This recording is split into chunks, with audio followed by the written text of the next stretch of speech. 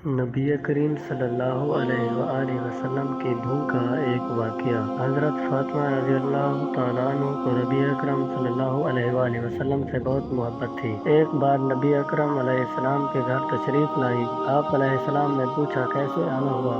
آپ رضی اللہ تعالیٰ عنہ نے دوپٹے کا پلو کھولا جس میں آدھی روٹی تھی، نبی کریم صلی اللہ علیہ وآلہ وسلم کی خدمت میں پیش کر کے کہا، ابا جان آپ کے لیے تحفہ لائی ہوں۔ پوچھا وہ کس لیے؟ عرض کیا ہم کئی دنوں سے بھوکے تھے۔